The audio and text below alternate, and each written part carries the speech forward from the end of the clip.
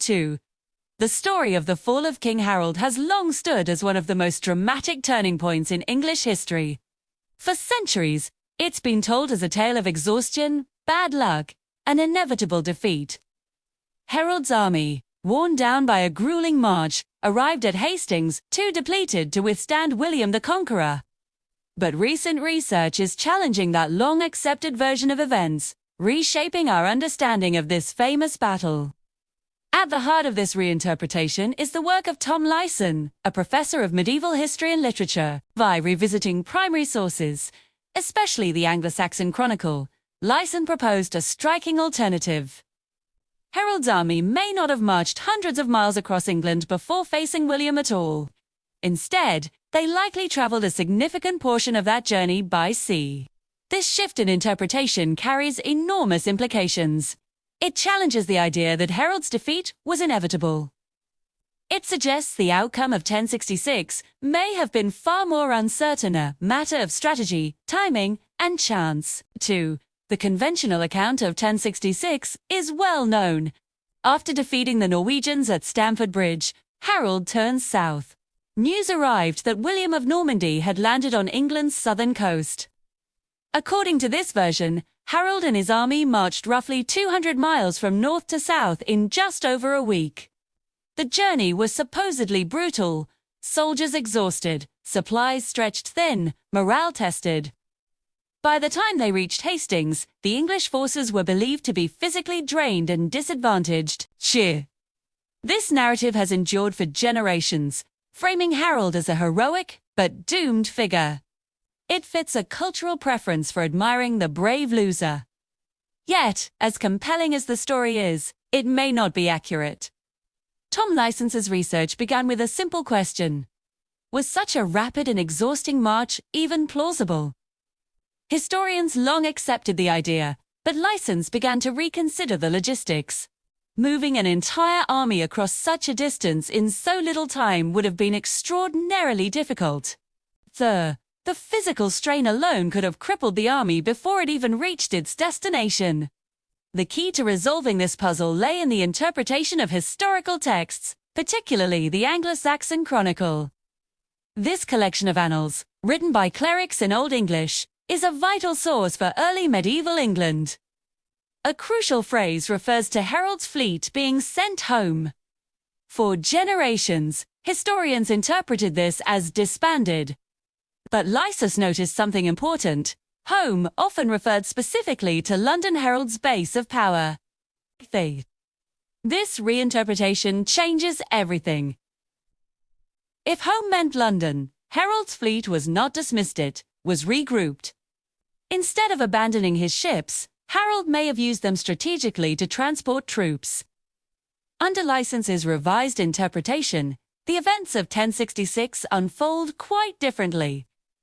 After defeating Harold Hardrada, Harold did not immediately force his army into a punishing overland march. Instead, he likely used his fleet to travel south along England's eastern coast. This would have been far faster and less taxing. England, at the time, possessed a capable seafaring tradition, with ships regularly traveling up and down the coastline. As Rory Naismith noted, there is ample evidence that such maritime movement was common during the period. By returning to London via ship, Harold could have given his troops time to rest and regroup. This would have allowed him to approach the looming conflict with William in a much stronger position. From London, Harold then moved south toward Hastings. But here again, the new interpretation adds another layer. While part of his army traveled overland, he may have also dispatched ships to the southern coast to outmaneuver William. Lyson suggests that Harold could have been planning a pincer movement, an advanced military tactic. If successful, this strategy might have trapped the Norman army between two English forces. However, the plan appears to have failed due to timing. The fleet either arrived too late or was unable to coordinate effectively. As a result, the decisive confrontation at Hastings still took place, but without the advantage Harold may have intended.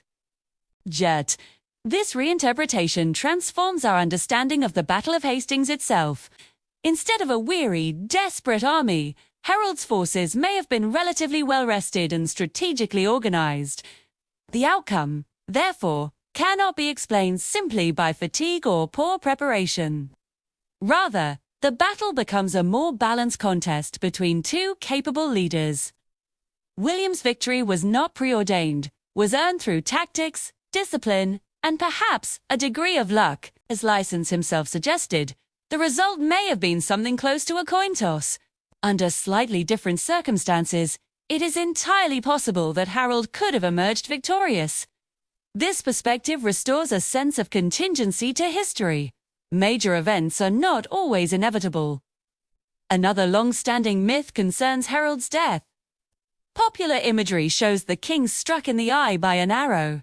However, historians have increasingly questioned its accuracy. Earlier sources suggest a different, more violent end. Harold may have been cut down by a group of Norman knights in close combat.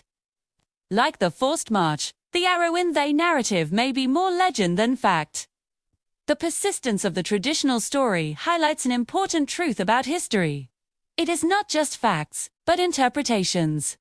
During the Victorian era, historians often emphasized dramatic, moralizing narratives. The image of Harold as a noble but doomed hero fit perfectly within this framework. Over time, these interpretations hardened into accepted facts, rarely questioned. As Duncan Wright observed, such narratives can become deeply embedded in cultural identity. But modern scholarship encourages a more critical approach. By revisiting original sources, historians uncover new insights. The significance of 1066 cannot be overstated. The Norman conquest reshaped England's political structure, language, and culture. It marked the end of Anglo-Saxon rule and the beginning of a new era under Norman leadership. As Naismith points out, it remains one of the few dates that nearly everyone recognizes a true watershed moment. Yet, the new research suggests that this turning point was not as one-sided as it has often been portrayed. Harold was not simply a victim of exhaustion or poor judgment. He may have been a capable and strategic leader. If that is the case, then the story of 1066 becomes even more compelling. Not as a tale of inevitable defeat, but as a dramatic and uncertain struggle between two rival claimants. The ongoing reassessment of the Battle of Hastings serves as a reminder that history is never truly finished. Even well-known events can yield new interpretations when examined with fresh eyes. Licensee's work represents part of a broader effort to refine our understanding of the past. It also underscores the importance of primary sources. Small details can have far-reaching consequences. In the end, the revised view of 1066 does not diminish the drama of Harold's fall, it enhances it. Instead of a tired king marching toward inevitable defeat, we see a leader making calculated decisions. Instead of a predetermined outcome, we see a moment of genuine uncertainty, where the fate of a nation hung in the balance. The Battle of Hastings remains one of the most important events in English history. But thanks to new research, it is no longer just a story of loss. It is a story of possibility, complexity, and inquiry. And perhaps most importantly, it reminds us that even the most familiar stories can still surprise us.